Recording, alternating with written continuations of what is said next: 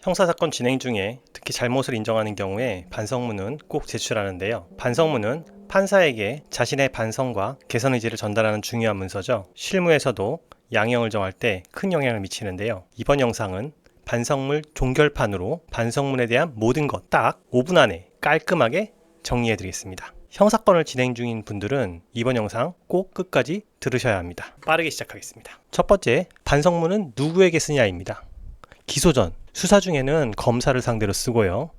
재판이 시작되면 판사를 상대로 쓰게 됩니다. 검사나 판사를 상대로 쓰는 편지라고 생각하시면 됩니다. 반성문 제출이 어떤 영향력이 있느냐? 판사가 선고 시 양형을 정할 때 반성 여부가 중요한 고려사항인데요. 이때 반성 여부를 평가하는 가장 중요한 요소 중 하나가 반성문 제출입니다. 검사에게 제출하는 반성문은 사건들 중에 혐의는 인정하는데 경미한 사건들이 있습니다.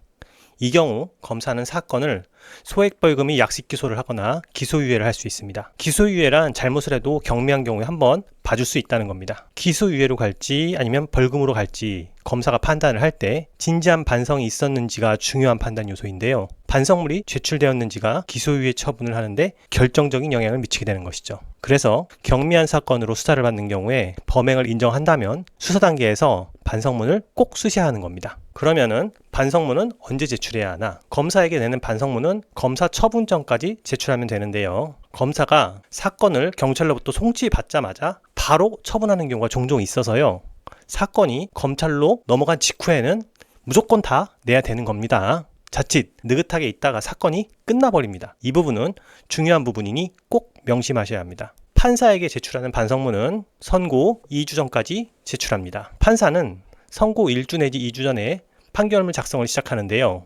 그러니 판결문 작성 전에 반성문을 내야 판결문에 반영되는 것이고, 그러기 위해서는 넉넉 잡아 선고 2주 전에는 제출해야 합니다. 그러면은 반성문에 들어갈 내용에 대해서 간략하게 정리해 드리겠습니다. 첫 번째, 사건의 개요와 경위를 간략하게 설명해야 합니다. 무엇이 잘못되었고 어떻게 사건이 발생했는지 솔직하게 서술하는 것이 중요합니다. 두 번째로, 자신의 잘못을 인정하고 진심으로 반성하는 내용을 포함해야 합니다. 자신의 잘못을 회피하거나 변명하는 태도는 오히려 반성문의 진정성을 의심받을 수가 있습니다. 세 번째로, 피해자에 대한 사과와 배상 노력을 서술해야 합니다. 피해자에게 진심으로 사과하고 피해를 회복하기 위해 어떤 노력을 기울였는지 자세히 설명하세요. 이는 판사가 피고인의 진정성을 판단하는 데 매우 중요한 요소입니다. 네 번째로, 재발 방지에 대한 다짐과 구체적인 계획을 포함해야 됩니다. 예를 들어 음주가 원인이 된 사건의 경우에는 병원에서 금주 치료를 하고 있다라는 내용을 쓰면 좋죠.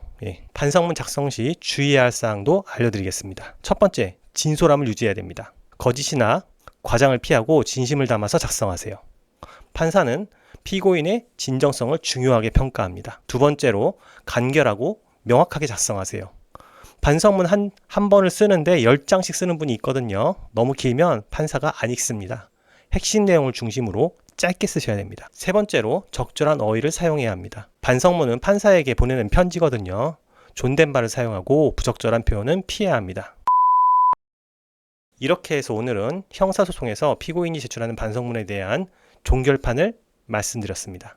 제 경험상 반성문은 화려한 문구보다는 진심과 진정성을 담아서 작성하는 것이 가장 중요한 것 같더라고요. 다음 영상에서는 형사재판에서 피고인 최혜진 수술을 하는 요령, 주의사항에 대해서 알려드리겠습니다. 형사재판을 앞둔 분들은 꼭 봐야 하는 영상이니 구독 부탁드리겠습니다. 이상 어려운 형사 문제를 쉽게 알려드리는 형사전문 변호사 이윤이었습니다.